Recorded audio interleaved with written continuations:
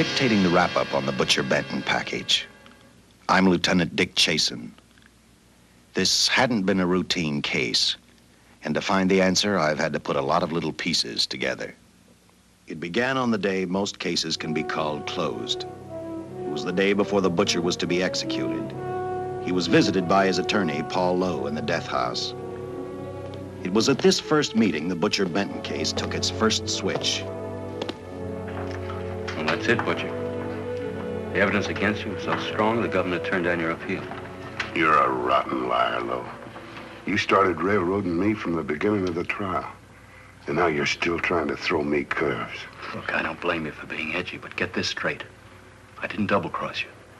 I never worked harder for a client. You mean you never worked harder for a client to get him sentenced? You were a fool, Butcher.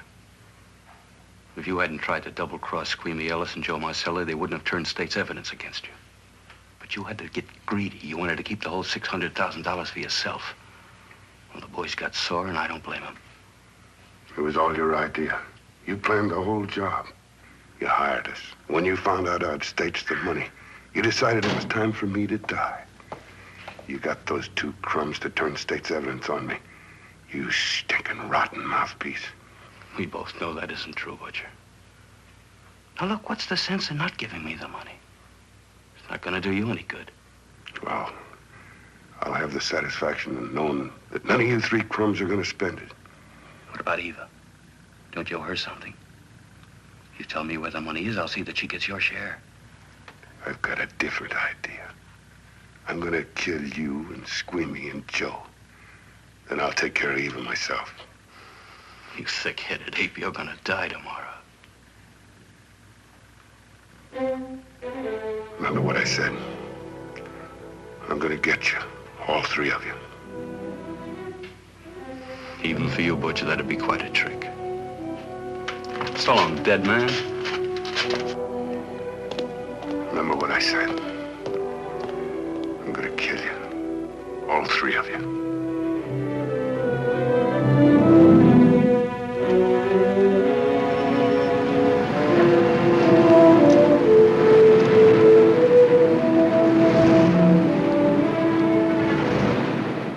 Back in Los Angeles, two men sat in a bar room listening to a newscaster tell his headline story. He played up big the butcher's threat to kill Paul Lowe, Squeamy Ellis, and Joe Marcelli for their having turned state's evidence against him. Squeamy Ellis didn't seem happy over the butcher's threat. Neither did Joe Marcelli. But they had figured, once a dead man, always a dead man. But this was one time everyone was in for a surprise, including the entire police department.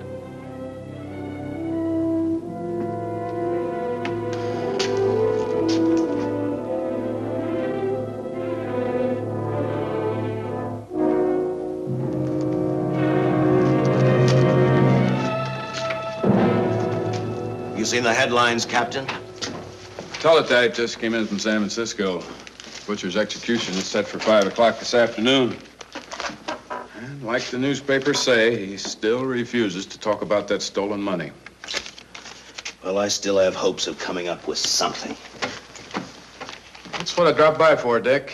With Butcher's execution, the department's marking it case closed. That means you'll be reassigned. I've spent a whole year trying to break this case. As far as I'm concerned, Butcher's death is just the beginning. Of course, I can't prove it, but I think that Paul Lowe was the top man. And even though I have to keep working on it while off duty, I'm going to get Lowe, Squeamy Ellis, and Joe Marcelli. Okay, Lieutenant. Officially, I've taken you off of the case. Unofficially, I wish you luck. Do me a favor. Keep me posted. Will do. Thanks, John. I headed for Eva Martin. She worked in a local burlesque house. I'm a cop, and my job is to ask questions and get answers. So I decided I might as well start again with her.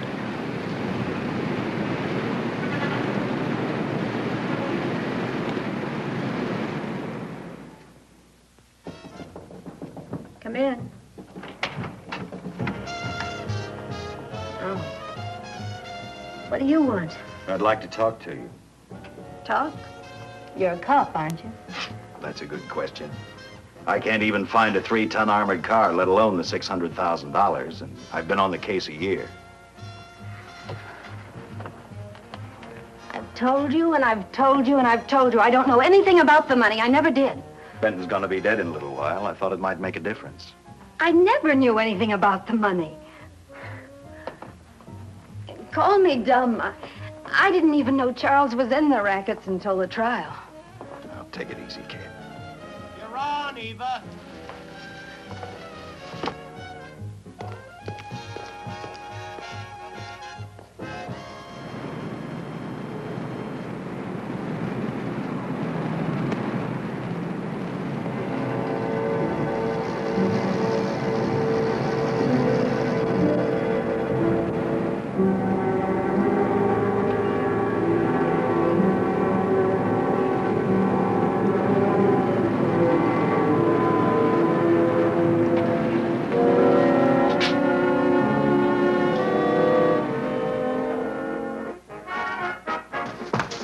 Honey, here's your wrap.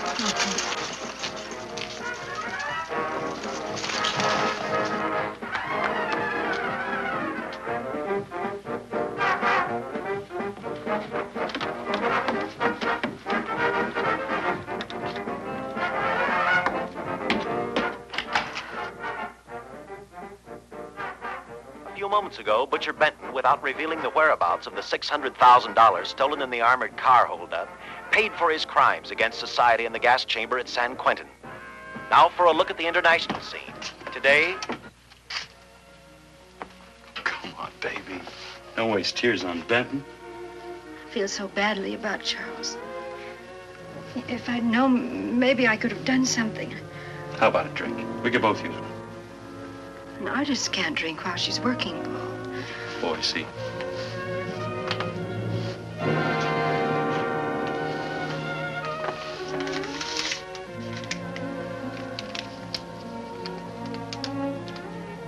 What's that? Well, now what's the matter? It's a message from Charles. He told me to open it if he died.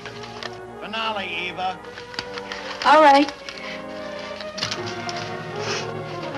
How about a steak after the show? No, thanks. Not tonight, Paul.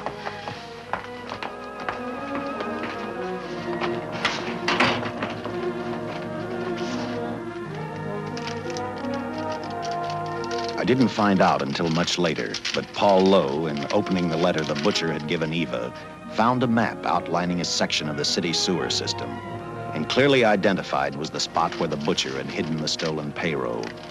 He replaced it with a $50 bill. I guess he figured $50 to gain $600,000 was not a bad day's work.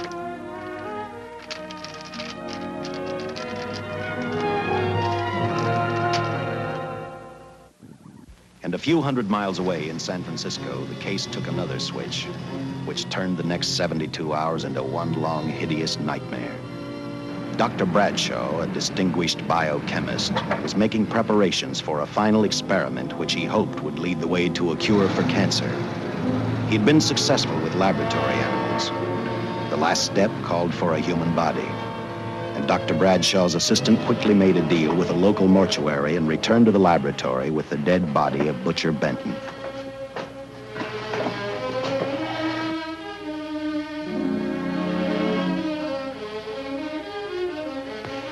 You made good time. Well, I didn't waste any. Any trouble? No, I just handed the money over and moved the body into your station wagon. That was that. Good. Get a syringe.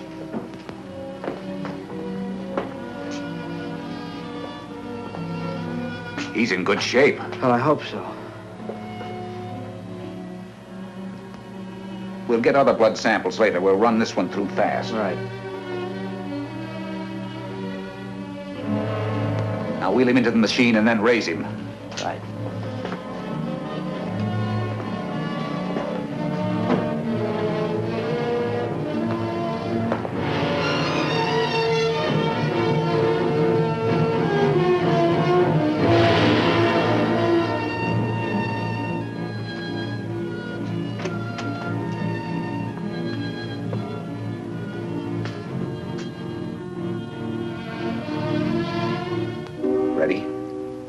You mean you're going to give him 287,000 volts? Yes, yes. I'll get the fluoroscope set. We'll check with that before we start dissecting. Turn off the lights.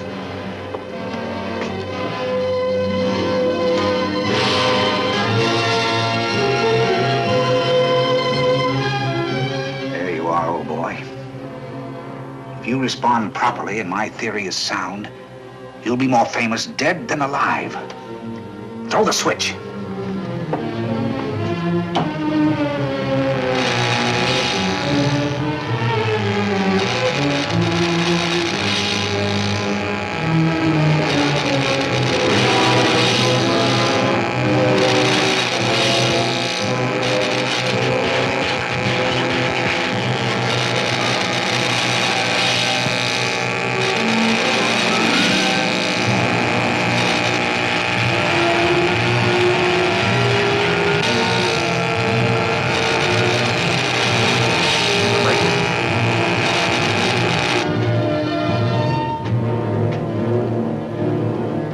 Wait, I thought I saw a pulsation of the heart.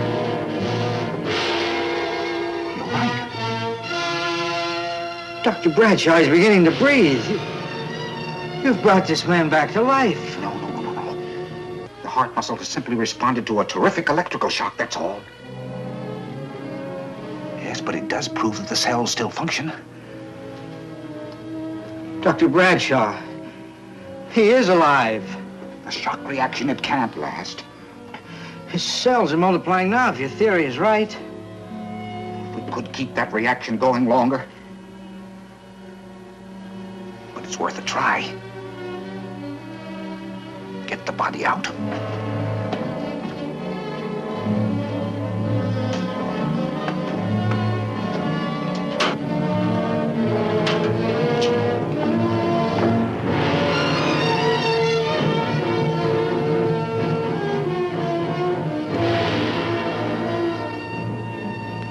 Get some adrenaline from the supply room. Some amyl nitrite, too. Hurry, hurry.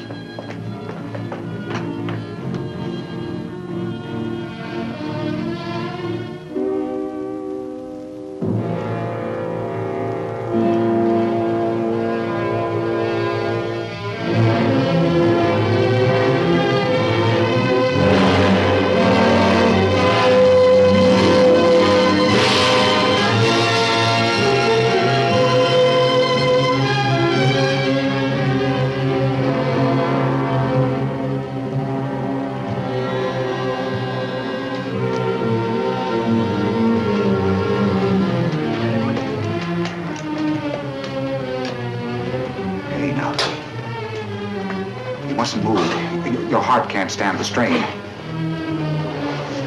Now you must lie still. Please, please. Easy now. Easy. Easy.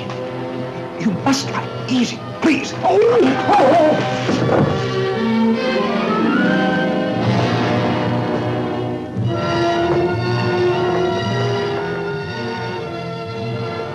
Dr. Bradshaw's experiment had given life back to the butcher. He tried to talk, but the electrical voltage had burned out his vocal cords. Yet it hadn't destroyed his brain. He knew who he was. He knew who he hated. As he stumbled about the room, I think he thought only about one word: kill Lowe, Squeamy, and Joe Marcelli. The tremendous electrical voltage that Dr. Bradshaw had given the butcher had increased his cellular structure to the point where he was no longer a man.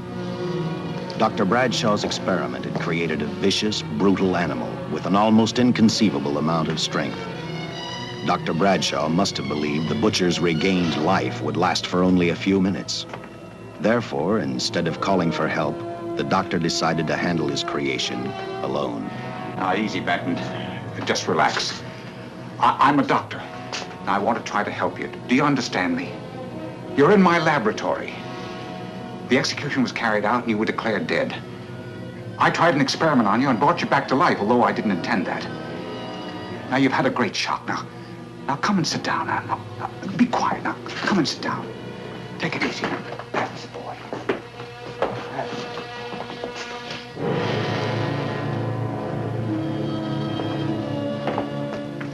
Careful. His reactions are violent.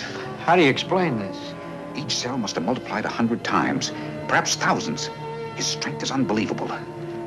No, it's too late for the amyl nitrite. I want to get some blood samples, make some tests on him, find out what's happened. Get me a syringe.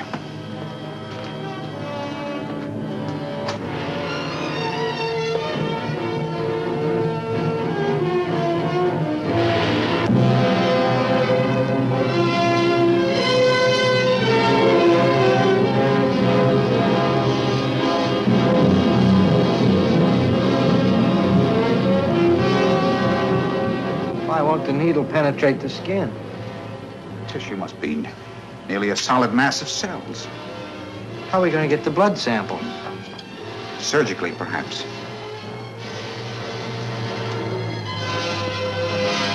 Now, easy, man. Take it easy. You can't leave here now. I'm responsible for your being alive.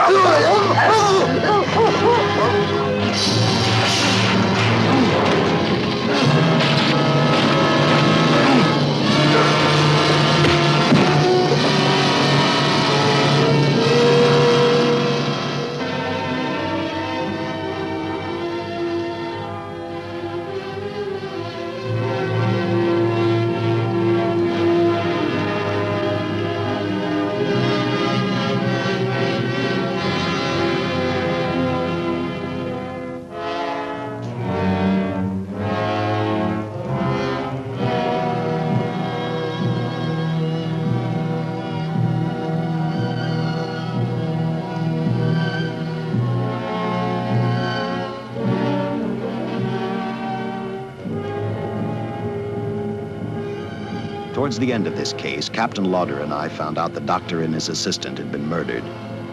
But I'm getting ahead of my story. The butcher didn't know how he had been brought back from the dead, and he didn't care. All he knew, he was alive. Then this monster-made man started thinking about Los Angeles.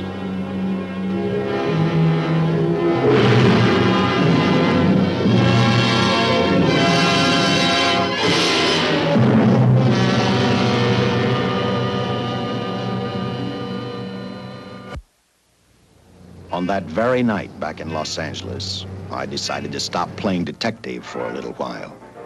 I went to the burlesque house to ask Eva to have dinner with me.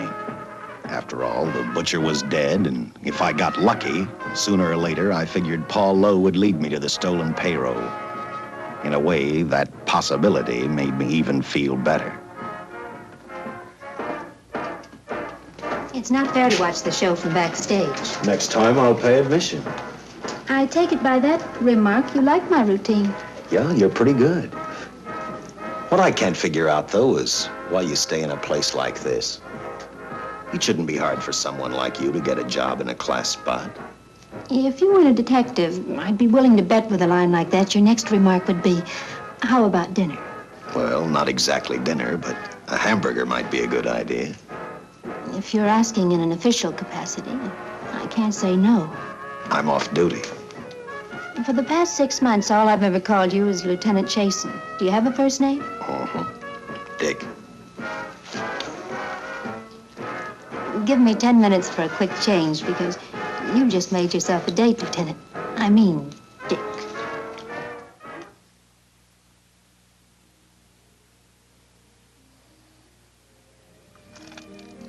Know something, Dick? I haven't had hamburger in the front seat of an automobile with a guy in a lot of years. Well, from now on, we'll do it more often. It's funny. I always figured a policeman wasn't really a human being. I mean, unless he was arresting someone or trying to solve a case, he was unhappy. Shows you how wrong you are. In fact, everyone on the force gets fed up occasionally with the job they do. Maybe we're more human than anyone else. We see so much trouble, we get to hate the word. But as long as the world's filled with people, there'll have to be men who enforce the laws. What made you join the department? Now who's making with the questions? No, honest, I'd like to know. Well, it's really a very short story. When I got out of the Air Corps, I knocked around for a while. Then I went to work for an oil company. One day, I went back to college on the GI Bill. Just before graduation, I noticed all about the police department exams. Seemed a pretty good thing to do with your life, so I took the exams, passed, then went on from there. If I ask one more question, will you give me a straight answer? Try me. Am I still part of the Charles Benton investigation? I mean, right now. I don't think so. As far as the department's concerned, when Benton was executed, the case was marked closed. But inside of me, that's not good enough. I don't follow you. Well, the $600,000 is still missing. And a fast-talking underworld lawyer like Paul Lowe is walking around a free man. Someday, no matter how long it takes, I'll get him and the money. Until I do, the Benton case for me is not closed. I give you my word, Dick. Charles Benton never told me anything about the money. Oh, I've been sure of that for a long time. But how did you ever get mixed up with anyone like the butcher? As trouble ever started, it just happened. I had a roommate who used to date Benton all the time. One day she packed and left for Chicago. Benton carried a torch for her, and he used my shoulder to cry on. First thing I knew, we were having dinner together, and a few weeks later, I was labeled by the police as this #1 suspect and Benton's girl. But it was never like that. I made only one mistake. I felt sorry for him. You mean, until he was arrested for the robbery and the killing, you had no idea how he earned a living? I know this is going to sound crazy, but I only went out with Benton a couple of times. And all we ever talked about was Madge, my old roommate. The last time I saw him, he tried to get too friendly, and that's when I told him he had the wrong girl. But like I said, I'd already made my mistake. What about the burlesque house? How do you two fit together? You sound like a lot of other people. I left a small town a couple of years ago because I won a beauty contest, and the first prize was a screen test. After which, nothing happened? That's right. Only, it was pretty rough. And then one day I read an ad about girls wanted for a burlesque show. I auditioned and I got the job. You know something? It's like any other job. If you're looking for trouble, you can find it even in a schoolroom. Well, when the screen test didn't work out, though, why didn't you go on home? Well, first you have to have a home to go back to. My folks are dead, so Los Angeles was as good as any place else. I don't know about you, but I do 8 shows a day, and at this hour I'm bushed. I know what you mean. Mind if I drive you home? No. And I'll tell you something else. I haven't minded anything about tonight. Not even the hamburger. I kept playing tag with Lowe. He made 4 telephone calls. 3 of them didn't interest me, but one did. The one to Joe Marcelli. I watched Joe head for his meeting with Lowe, and for some unknown reason, I began to get the feeling that this case was finally about to explode in my favor. You see what I mean? Well, look at that, will you? I seen him stagger on 2 legs, but he's doing it on 4. Shut up, you flea bag. Well, look who's calling names. At least I ain't a squealer, a stoolie. Ha! I warned you before. All right, Harry, that's enough. I'll take care of him. I want to talk to him. Okay, Mr. Lowe. With any future business you've got with this psycho, take care of it upstairs in your office. If you keep showing around here, sooner or later he's going to get slugged, cripple or no cripple. All right, shut up, Joe. Sit down.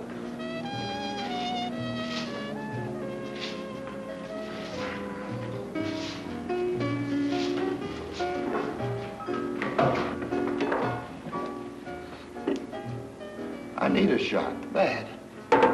You'll get one after I talk to you. You sober enough to understand? Yeah, I run out of dough. No wonder. Look at you. You used to be the best torch man in town.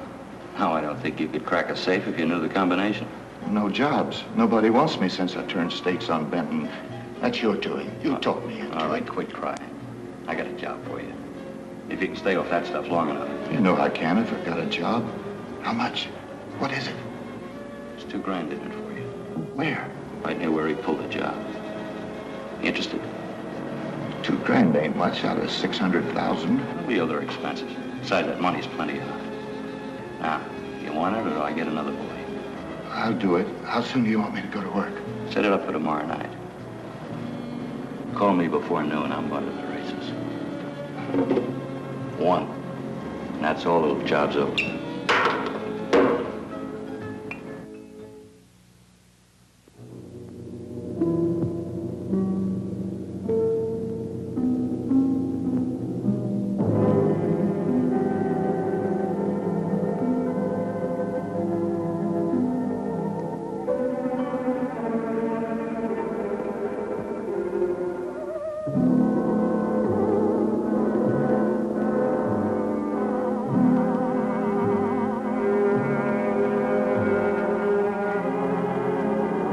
Butcher was walking slowly toward Los Angeles.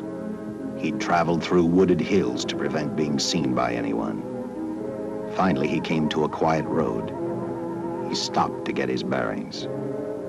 And then he saw her, and he saw something else, an automobile. For the butcher, that rang a bell. With a car, he knew by the next afternoon he'd be in Los Angeles in plenty of time to catch up with the 3 men who had double-crossed him.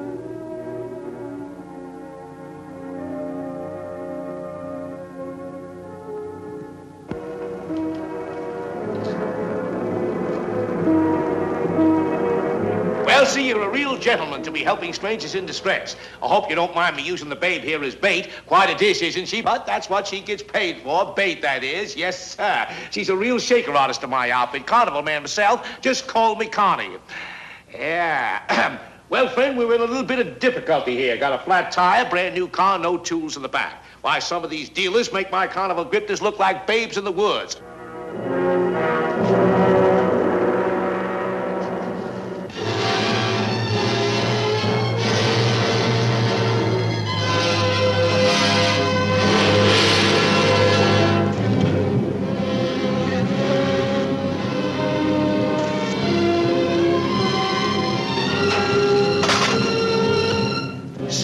Holy. Say, who you with, friend? Let it down. Let it down. No matter who you with, friend, believe me, I can do better for both of us. I'll make a fortune for the both of us. Oh!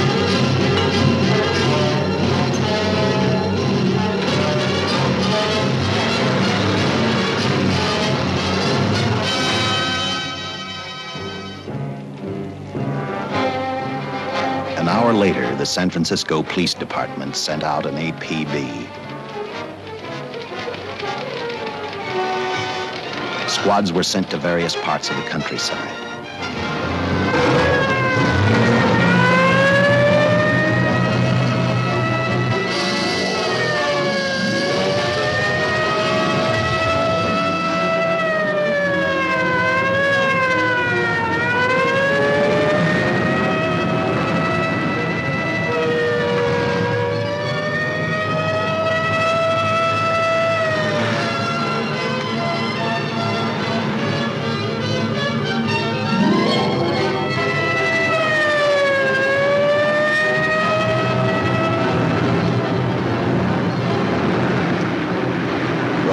Were thrown up to catch the cold-blooded killer the hysterical girl had described.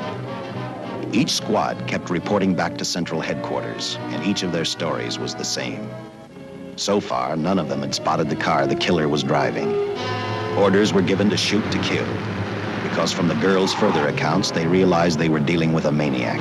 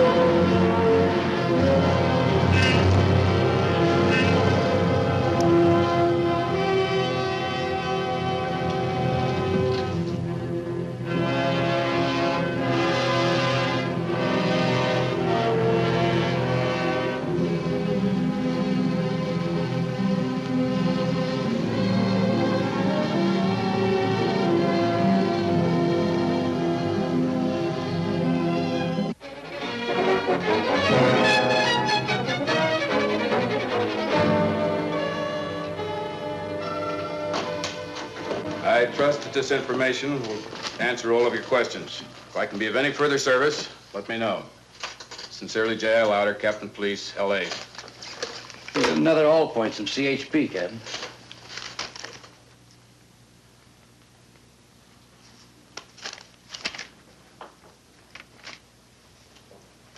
These reports sound like they come from a bunch of loonies. You sure do. There it is. Sergeant. Yeah. I want Lieutenant Chason to look these over as soon as he comes in. All right, Captain. The next morning, I read the stories of the brutal murder of the 2 police officers. I also read the witness's statement about the bullets having no effect upon the killer. I felt sorry for the witness, and I thought about how easily a person's mind can become confused when suddenly they receive a brutal shock. I didn't believe a man existed who could not be stopped by a slug from a .45. Good morning, Captain. You and the rest of the force are going on 24-hour duty. Seen the headlines? You mean this guy that's running amok up north? Yeah, the latest report, he's killed 2 police officers. Made a getaway in a green coupe heading south. I've got a hunch this killer's gonna be our baby. He could be in town right now. Yeah. You better get started, Lieutenant. Okay. Any new leads on that hold-up money? I think the girl can probably be counted out. If any of the others are wise, they're keeping mighty quiet. Let it ride for now. The whole force is gonna be on the spot until we catch this killer. Newspapers will have a field day.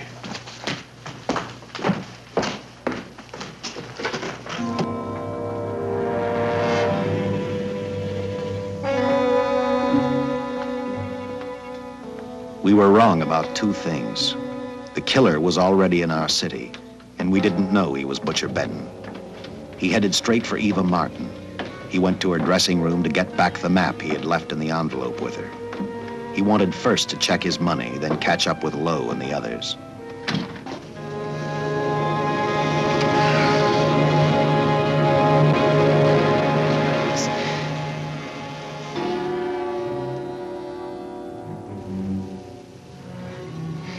Can't be.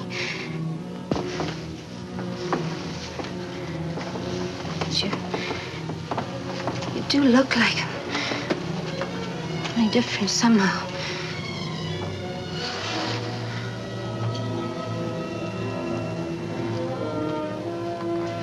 It is you.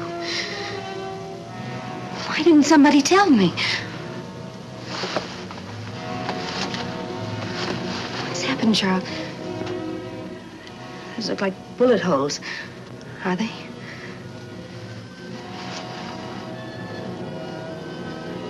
There isn't even a mark.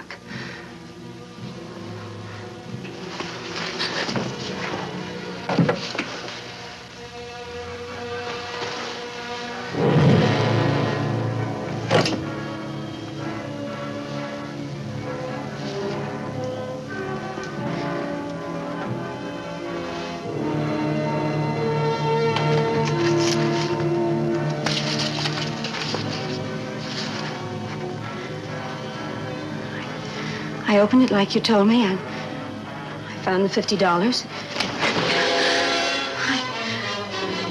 I didn't know why you left him.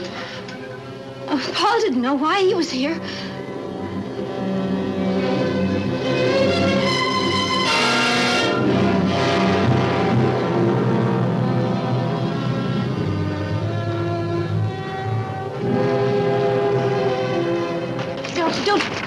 Don't think crazy.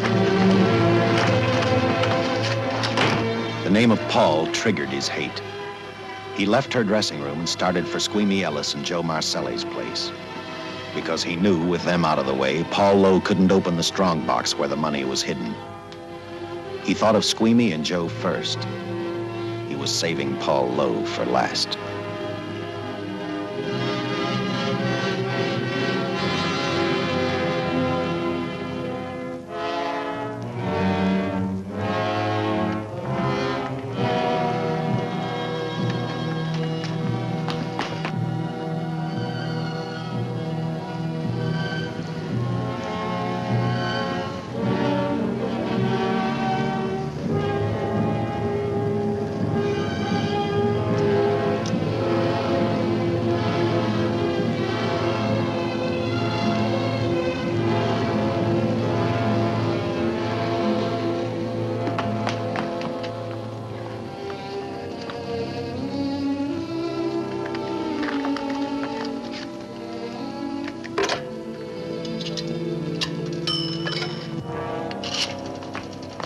Eva, can I borrow your eyebrow pencil?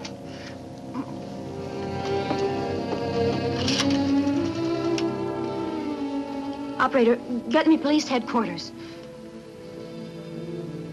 Lieutenant Chason, please. When do you expect him? Well, tell him Charles Benton is alive, and even bullets can't stop him. I'm not crazy. Just say a friend of Charles, he'll know.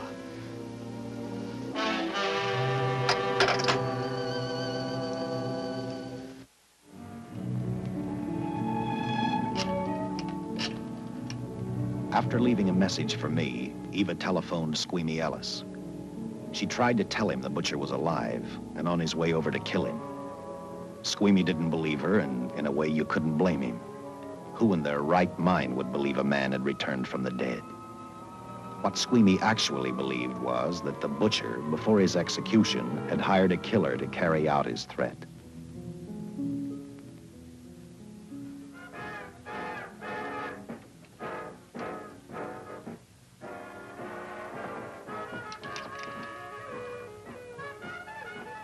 You sick? What? You don't look so good to me. 10 minutes, Eva. All right.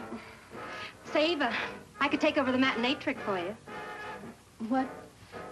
It's easy. Look, Eva, I can do it. Scabba-doo-doo-doo. Oh, Francine, I just thought of something. Yeah? Eva agreed to let Francine do the show. She hoped she'd be able to interrupt the butcher before he arrived at Squeamy's hotel.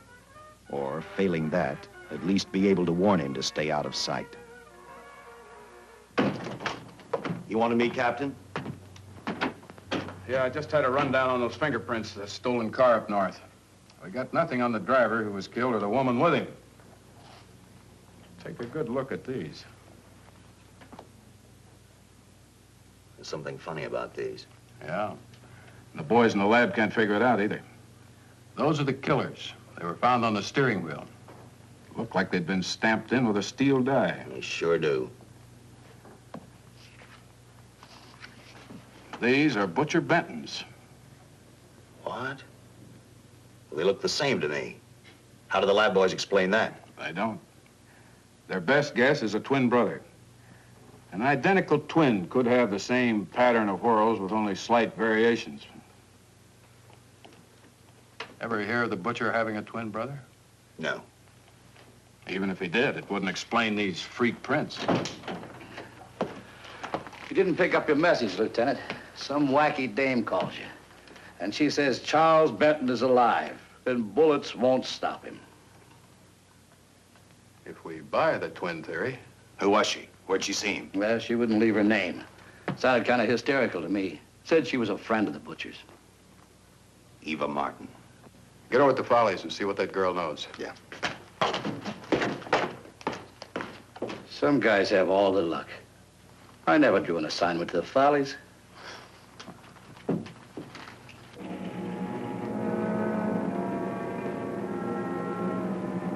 Meanwhile, the butcher headed for Squeamy's hotel. He didn't seem to be in any particular hurry. Actually, he seemed like any normal person, on his way to work or on his way home.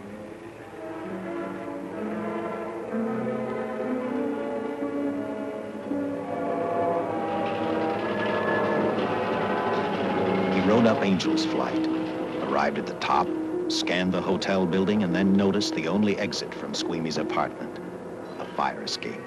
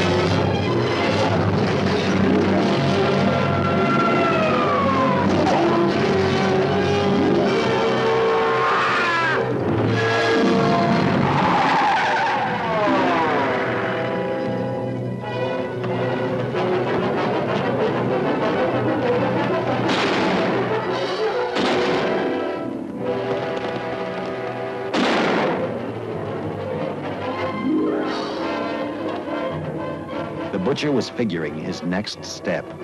And as he looked at the dead cop, he thought about Paul Lowe, the next man on his list. Seen Joe Marcelli? Not since last night when I told him I didn't want him around here no more. Give me a shot.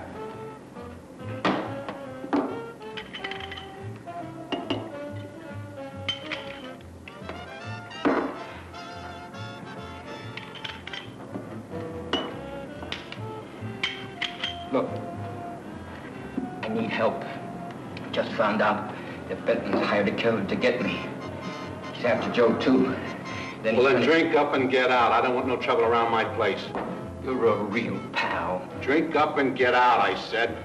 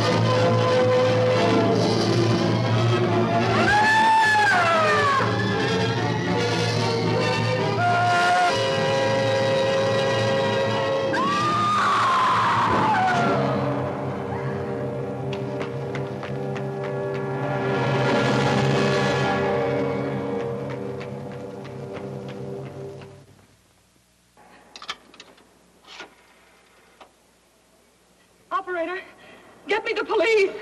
Police! Yes!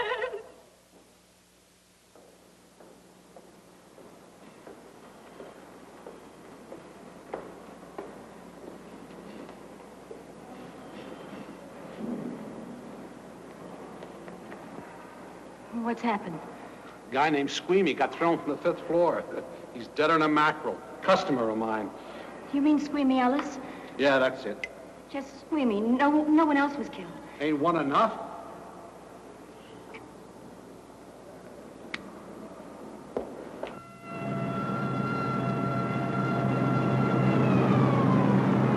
I tell you, the bullets never even phased him. He must have been wearing a bulletproof vest. God help us when the papers get a hold of this. Keep an officer on duty here till you hear from me. We'll get a stakeout on Joe Marcelli. I'd like to talk to Joe. Lauder, I'm going to call San Quentin. Suppose Benton is alive. Every available man's been put on the case now. Yes, sir. All right. All right. Anything new? Report on Dr. Bradshaw, owner of the station wagon. The San Francisco police located his laboratory in the basement of an electrical power receiving station. Bradshaw, what's he know? He's dead. And another man, too, his assistant. The lab is a shambles. But now we're getting some action from San Francisco. Benton's body never arrived at the mortuary where it was supposed to go. An attendant there finally broke down, admitted he picked up some quick cash by handing the body over to a man he was unable to identify. The man was driving a station wagon. Blast it, man. The chief's on my neck, and the commissioners are on his, and the mayor's on theirs. Now, am I supposed to tell him that our killer is a dead man? They found a notebook in Bradshaw's lab. It ties his experiments in with a Professor Dwiggins at Caltech. I hope to hear from Dwiggins soon. Captain, report from the valley on a hysterical woman. Reports the presence of the killer. There's the location. Let's go.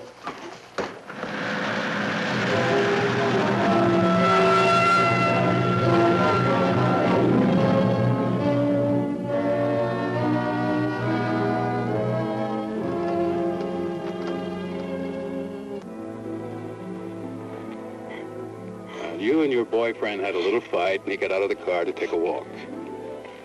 You noticed that he walked down toward the sump area in the direction where you'd seen those lights a short while before. What happened then, miss? Please try to tell us. Well, I just sat there a few minutes, I guess. I was pretty mad. Then there was a loud crash, like heavy metal, sort of, from down here. I got out of the car to get a better look. I heard Jimmy cry out something. I couldn't make out the words. Then down here, in a patch of light, was Jimmy. And coming toward him was this man. Big man. Lifted Jimmy up over his head like he didn't weigh a thing. Jimmy screamed. Just once, before he broke Jimmy's back.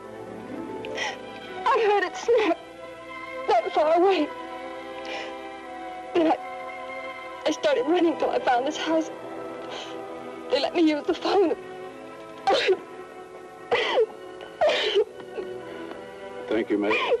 We'll see that you get home right now. O'Malley, see that the young lady gets home all right. Paul Lowe, while driving to his office, heard a radio commentator report the murder of Joe Marcelli. And what shocked him most was when the broadcast identified the killer as possibly being the butcher. Lowe headed straight for Eva Martin at the Burlesque Theater. Oh, you gave me a start, Mr. Lowe. What are you doing here? Where's Eva? Oh, I'm taking her place. I'm going to wear her costumes. What's it to you? I asked you, where's Eva? Hey, don't get physical. Well, watch your tone of voice, Buster. I told you. Little Eva isn't here. I could see that for myself. Where is she? She's at police headquarters. That's where she is. Yes, sir. No, sir. Captain Lauder's still with the mayor. The killer dropped out of sight. He was last seen in the Hollywood area. Yes, sir. We know he's dangerous. Every angle's being covered. Yes, sir. I'll tell him.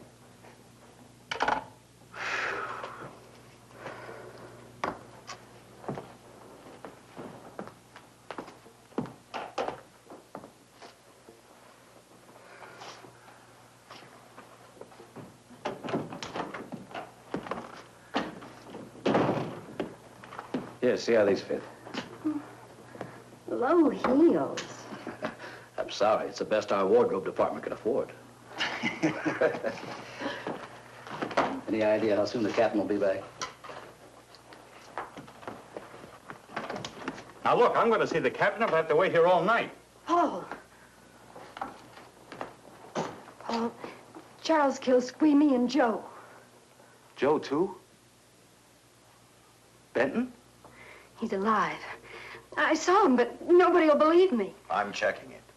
My guess is whoever killed them is on the trail of the money, Lowe. Now, maybe you better start talking if you know anything about it. I don't know anything. Did the butcher have a brother? No brother. It was Charles. I saw the tattoo on his arm.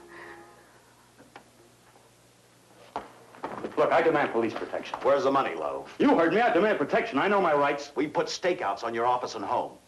Well, that's not enough. It's enough as far as we're concerned.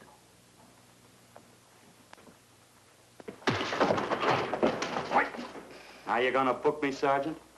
Then throw away the key.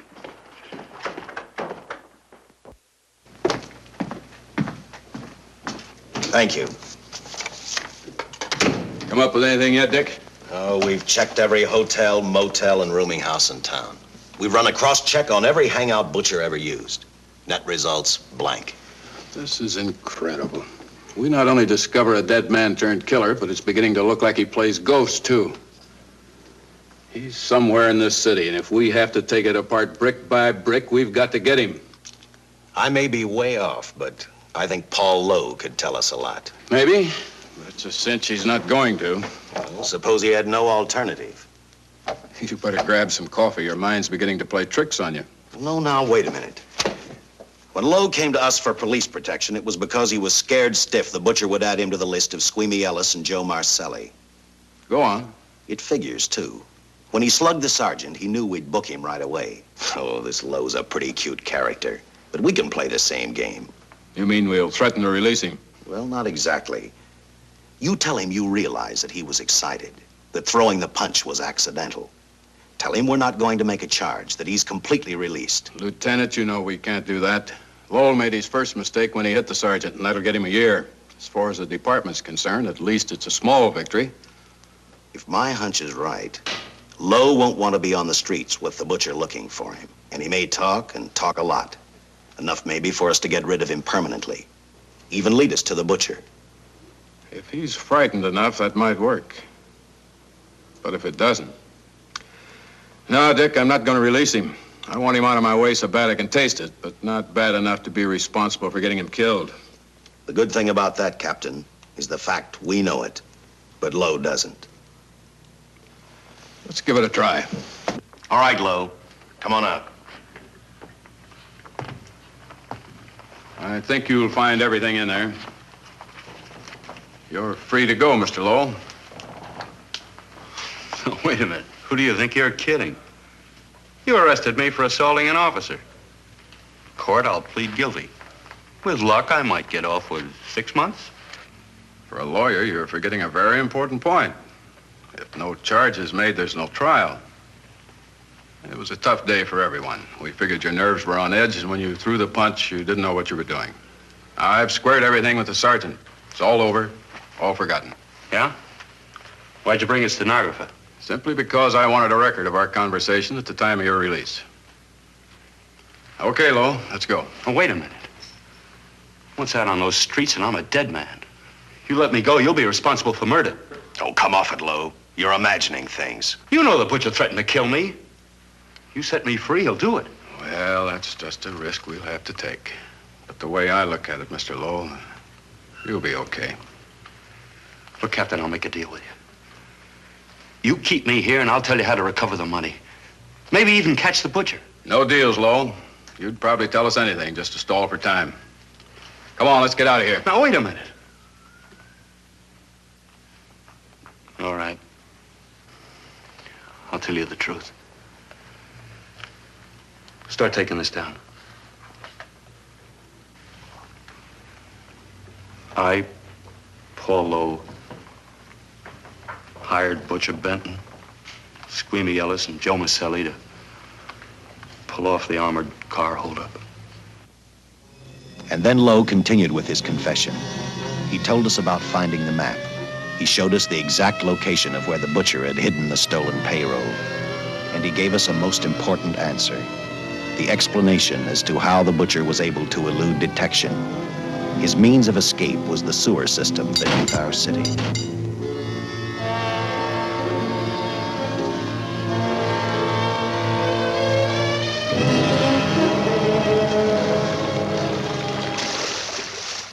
The department went to work fast. Every police squad in the city was detailed to cover a specific area. Every entrance and exit to the Los Angeles city sewer system of 700 miles was covered. Captain Lauder and I, along with several other squads, headed for the entrance where, according to the map, Butcher had hidden the money. Our job was to stop him, and that made me think of one specific question. When we found him, could this monster be stopped? I, for one, wasn't sure.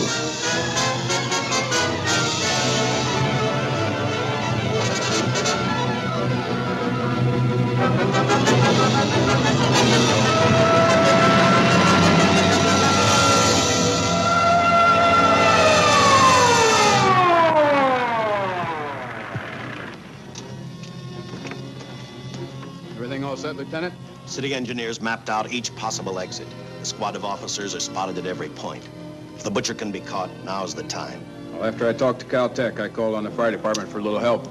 The professors thought a flamethrower might stop him. Flamethrower? I suppose their boys have had a chance to join our squads by now. I see we have one with us here. Have you thought about what'll happen if this doesn't work? No. I've been praying too hard that it will work.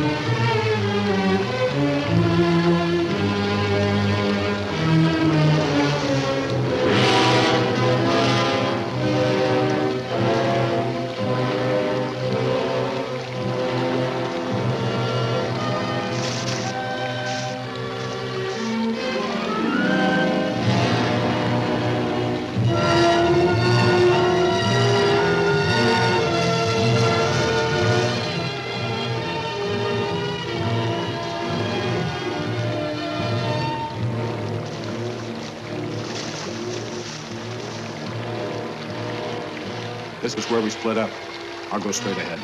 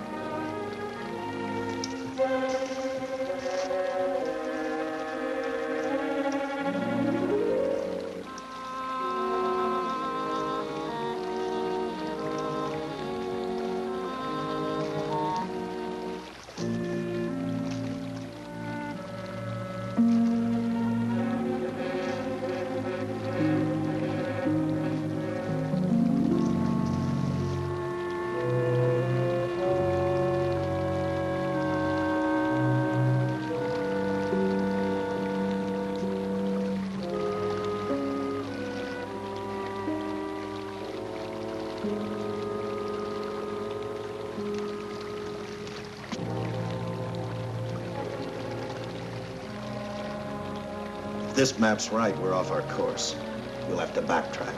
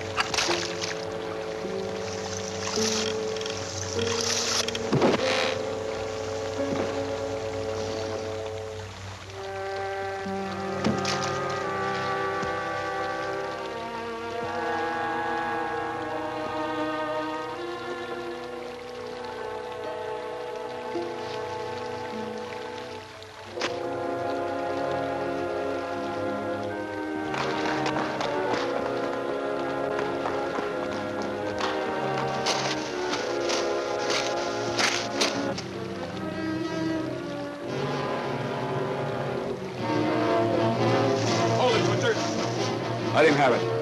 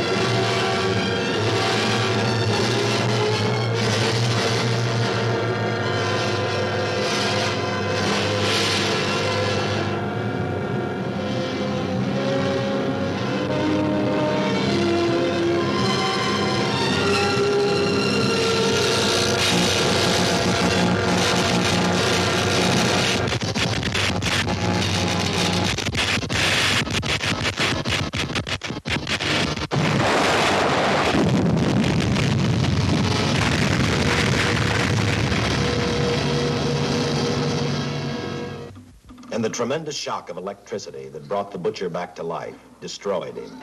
The $600,000 stolen in the armored truck robbery has been recovered. Case closed. Well, here are the scientist's comments for your records. I had to fill in a few spots with my own guesses, but I guess that's about the size of it. Did you get any sleep? Oh, some. Not much. How's the girl today? Well, I called the hospital about an hour ago. She'd gone. Gone? Where? Well, she told him she was a working girl and that she'd been away from the job too long already. Quite a girl. Yeah. Say, how about that time off I've got coming? 48 hours, beginning right now. Get some rest, Dick.